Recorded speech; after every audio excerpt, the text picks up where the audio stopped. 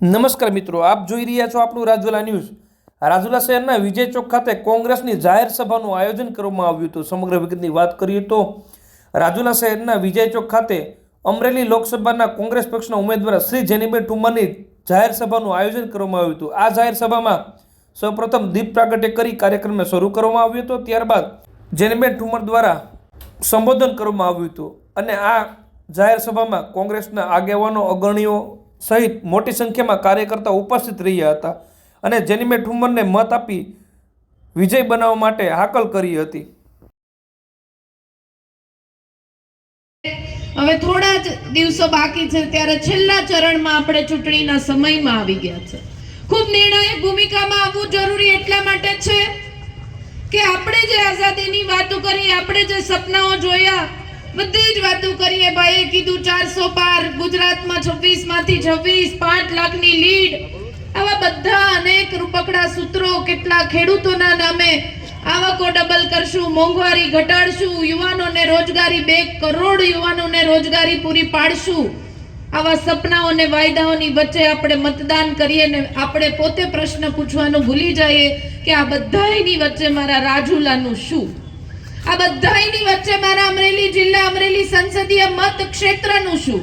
હું જે ધંધો રોજગાર કરું છું છેલ્લા 10 વર્ષમાં ક્યાંક મારા ધંધા રોજગારની, મારી ખેતીની, મારા ઘરની મોંઘવારી ઓછી થાય એવી વિકાસની ઝંખના કરું છું। આ વિકાસ સુધી નથી પહોંચાડી શકતો, ધંધા રોજગારને આગળ નથી વધારી શકતો, લોનનું પ્રમાણ વધી ગયું છે, તો આના માટે પણ મારે ક્યાંક વિચારવું પડે। ફક્ત જાહેરાતોથી મત ન અપાય, એ મતદાર પોતે પ્રશ્ન પૂછવાનું પોતાની જાતને ભૂલી જાય છે।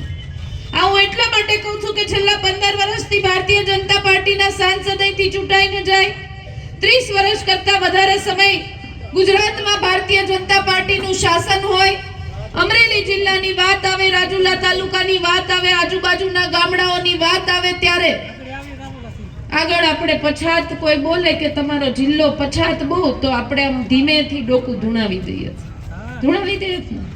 તમારે રાજુલામાં આવતા આવતા રોડ રસ્તાની હાલત બહુ ખરાબ। આવું કોક કહે તો કે વાત સાચી, આમાં અમારું તો કઈ સાંભળાતું નથી। ખૂબ સહનશક્તિ વાળા મતદારો થઈ ગયા છે, અતિ સહનશક્તિ કે આપણે આપણા મત થકી પ્રતિનિધિને પસંદ કરીને મોકલીએ છીએ। લોકશાહીમાં હજી પણ તમારી પાસે ઈ તાકાત છે કે તમે નક્કી કરી શકો છો તમારો પ્રતિનિધિ અહીંથી કોણ ચૂંટાઈને જશે, તમે નક્કી કરી શકો છો ધારાસભ્ય કોણ હશે, સંસદ સભ્ય કોણ હશે। આ તાકાત લોકશાહી દેશમાં, ભારતમાં કોઈની પાસે હોય તો એ તમારી પાસે છે, તમારા મતદાતાઓની પાસે છે। તમે ભૂલી ગયા છો કે આ મત આપણે, તમે કે હું, આપણા મતની કિંમત જેનીબેનના મતની સરખી, વીરજીભાઈના મતની સરખી, તમારા મતની પણ કિંમત સરખી, અમારી મહિલાઓના મતની પણ કિંમત સરખી, પ્રધાનમંત્રી હોય, મુખ્યમંત્રી હોય, અદાણી હોય, અંબાણી હોય, આમના મતની કિંમત પણ સરખી। પણ આપણે આ મતદાન કયા સંજોગોના આધારે કરીએ છીએ? તમને વિનંતી કરવા માટે ઉમેદવાર તરીકે આવી છું કે આ વખતની ચૂંટણી એક પરિવર્તનની ચૂંટણી છે।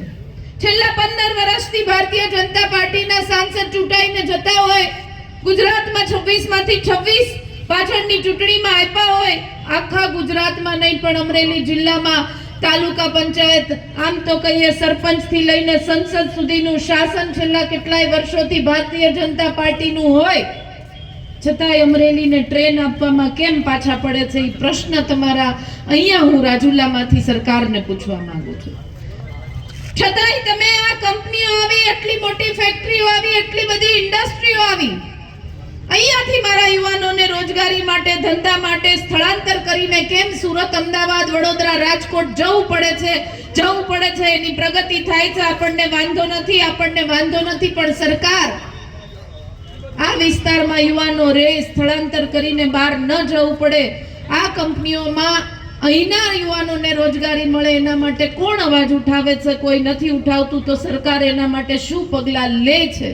આ પ્રશ્ન હું અહીંયા રાજુલાથી પૂછવા માંગુ છું।